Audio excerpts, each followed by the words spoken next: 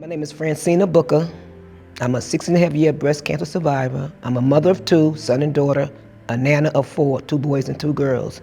And I am an avid traveler. I love going on cruises. I love spending time with my family and my friends. I'm also an advocate with the American Cancer Society Cancer Action Network. And also, I'm with Sister to Sister Alliance, which is a support group that we go out into the communities,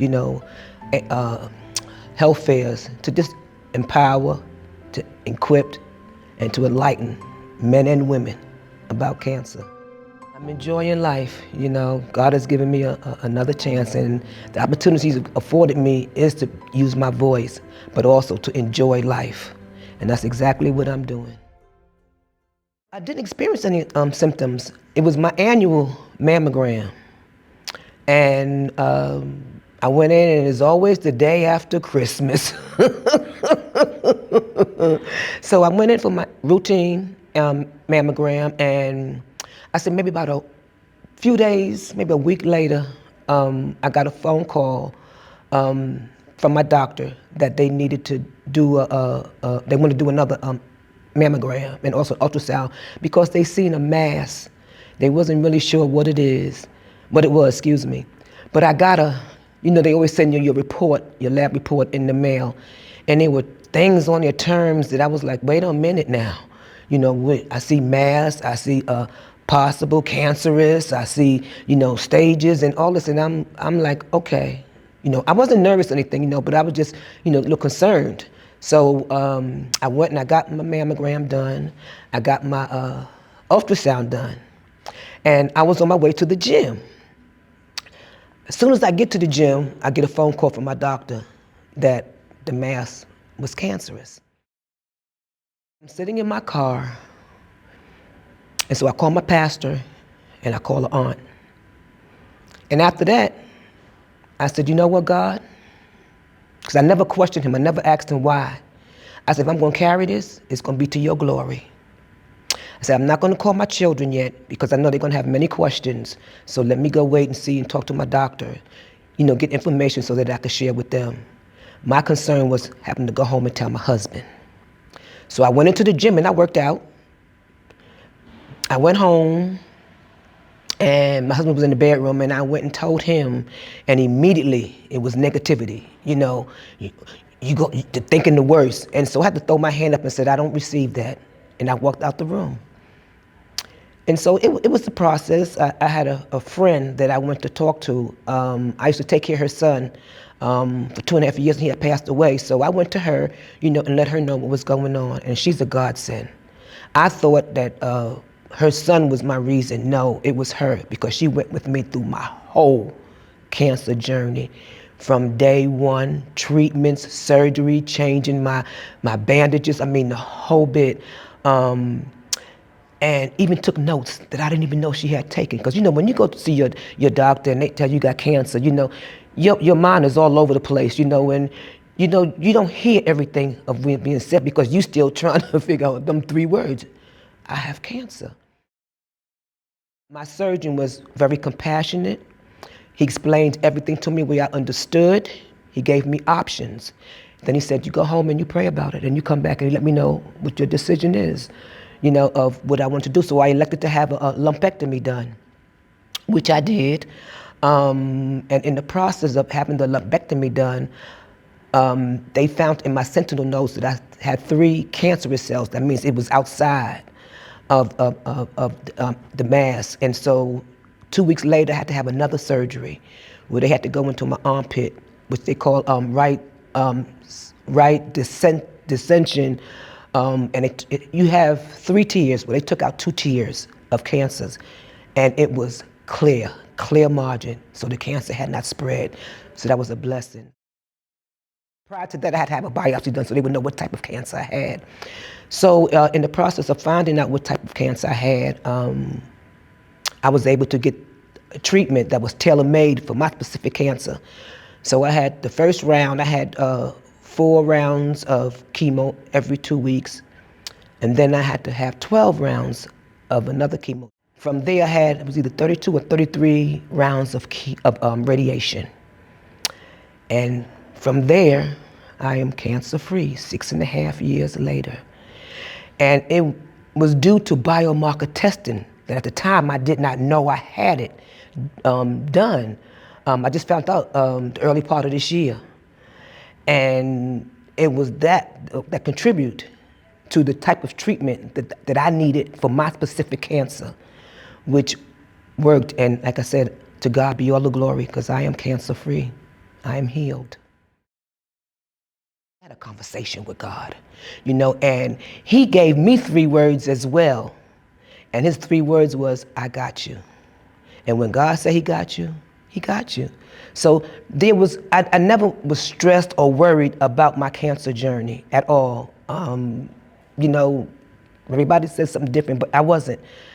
It was just the stress mentally, physically and emotionally of going through, and the challenges that I had because of it, because I had to stop working. I was no longer able to work. And so in the process, I exhausted my savings. And so I had no health care. And so I applied for Medicaid, but I didn't qualify. And I had no income. But I had people, my social worker was awesome. And she connected me to organizations, as well as my niece, because I had a sister that passed away from breast cancer in 2015. So she wasn't as fortunate. So I used my voice on behalf of her, as well as those that are next to me, but also coming behind me. We have to advocate. We have to stop being silent, being quiet, and to let people know cancer does not have to be a death sentence. Early detection is key. And so, you want to make a point of people to go ahead and get their screenings done. And those that are not old enough to have mammograms, to do self-breast exams monthly. So I'm about educating and giving information, sharing my story, my journey, so that I can help others, along the way. My sister and me connecting with support groups that helped me when I was, first going through it, and just seeing the success, but also me also gathering information from them, when you seeing some that are 5 years, 10 years, 20 years cancer-free, that was something that gave me something to push forward to, but also having a positive mindset. Cancer doesn't have me. I'm going to be in control. It's not going to take me. I'm going to enjoy my life, and do some of the things that maybe I wouldn't normally do. But, just to be an inspiration and encouragement to other people that, listen, you can fight this, you can beat this, you can overcome this. You can still have quality of life. Put your mind to do the things that you want to do, and surround yourself with positive people. Get connected to support groups that can help you through your journey, because there are a lot of them that have already been through what we're going through. So they can help us, they can be an encouragement and inspiration to us, and also be there to support us. And then, again, my church family, the prayers, having them, rally around you and cheer you on, is good. And your family knowing that, Mom, you're gonna be okay. Because when I did finally tell my children, my daughter she looks at me, Mom, you strong, you a strong woman, you gonna get this, you gonna beat this here. My son he wanted to run, come to his mama, but they know that Mama's a fighter. I'm not one to give up. I'm not one to quit. I have 2 granddaughters, that I'm trying to teach them, about doing self-breast checks. Because I'm gonna tell you, in my advocacy, as well as in my support group, when we go to health fairs, a lot of the young adults that are not old enough to get mammograms don't know how to do self-breast exams, don't even know about it. So I've asked them, when you go get your physicals, do you talk to your physician? She doesn't. They say no. I said, well, you know what? When you go, you ask them to not only perform it, but to show you how, so that you can keep it up. Because a lot of times, people find it themselves. They may find a lump, they'll be the first to see a change in their body, so they need to know what to look for. So we like to, like I said, again, like to educate and give information so they are aware. Another key thing that I tell people is know your family history. See, when I was growing up, you didn't ask questions. You stay in a child's place. You know, you don't discuss that. So now all your matriarchs and your patriarchs are no longer here. You know, you don't have the information, so it has to start from me with educating my children and my grands, you know, and them seeing me what I'm going through and understanding what I do and why I do it. So with their support and the support of my friends, you know, I believe I'm making a difference. I'm still learning about biomarker testing, but what it did for me was it was able to target the type of cancer that I had. So a lot of people are not aware that they've had it done because, you know, you didn't hear of it.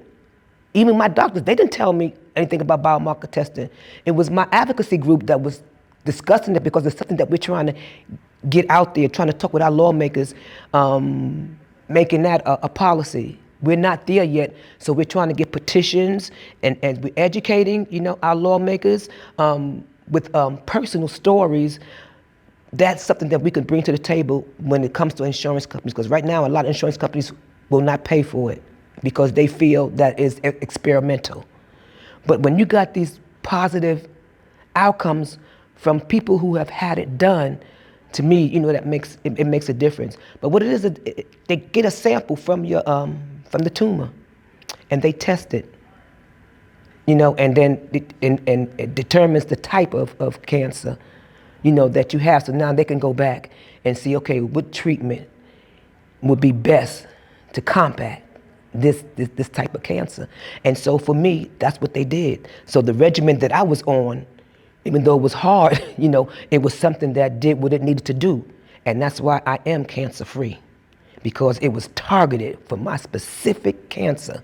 See, also, you gotta look at too, it's cost effective.